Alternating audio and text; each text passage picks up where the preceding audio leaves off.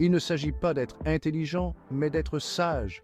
L'intelligence émotionnelle est la capacité de se connecter à soi-même et aux autres avec empathie, sincérité et conscience, disait Daniel Goleman, psychologue et auteur spécialiste de l'intelligence émotionnelle.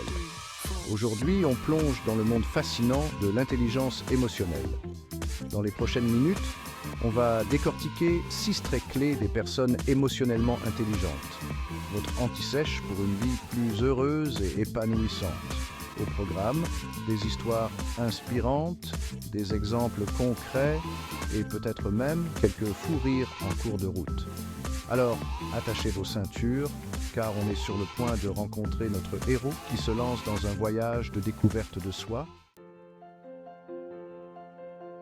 Notre histoire commence avec notre héros, Alex, qui vaque à ses occupations quotidiennes.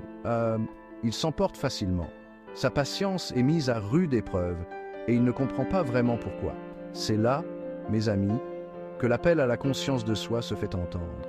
L'intelligence émotionnelle commence par la compréhension de soi, nos sentiments, nos déclencheurs et comment ils influencent nos actions. À travers une série de mésaventures aussi banales qu'hilarantes, Alex commence à relier les points.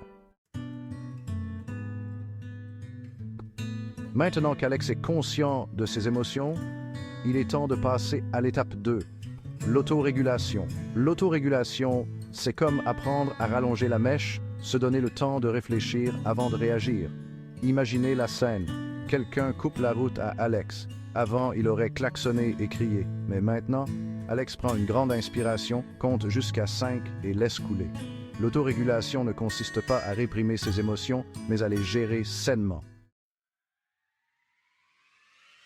Alex maîtrise mieux ses émotions et sait comment les gérer. Et maintenant, c'est là que la motivation entre en jeu, cette force intérieure qui nous pousse vers l'avant. Il s'agit de se fixer des objectifs, petits ou grands, et de trouver la flamme en soi pour les atteindre. Alex découvre que sa motivation réside dans l'aide aux autres. Il réalise qu'utiliser ses expériences pour égayer la journée de quelqu'un d'autre, c'est ce qui l'anime vraiment.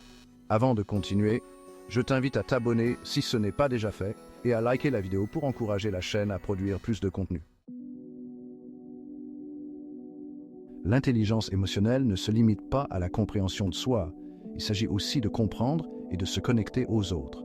C'est là que l'empathie entre en jeu, la capacité de se mettre à la place de l'autre et de voir le monde de son point de vue. J'ai rencontré un collègue constamment stressé et débordé. Je lui ai tendu une oreille attentive, offert des mots d'encouragement et peut-être même apporté une tasse de café.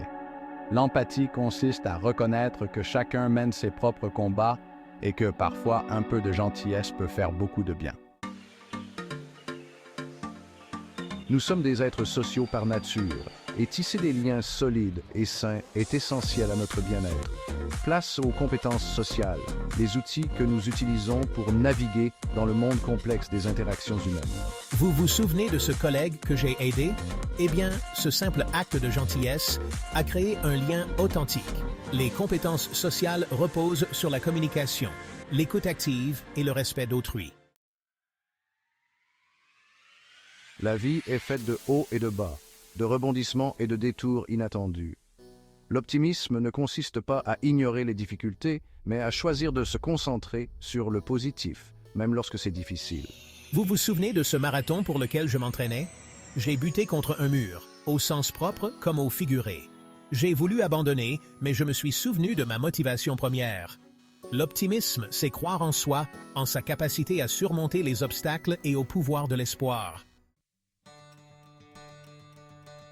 Voilà, vous l'avez compris, 6 traits clés des personnes émotionnellement intelligentes. Nous avons vu Alex passer d'une personne colérique à un maître de l'autorégulation, d'un sentiment de perte à la découverte de sa motivation et de difficulté à se connecter à la construction de relations durables. N'oubliez pas que l'intelligence émotionnelle est un voyage, pas une destination. Si vous avez apprécié ce voyage avec Alex, n'hésitez pas à liker cette vidéo, à laisser un commentaire ci-dessous avec votre plus grande leçon et à vous abonner pour plus de contenu inspirant. D'ici la prochaine fois, continuez à briller et rappelez-vous que vous êtes capable de choses extraordinaires.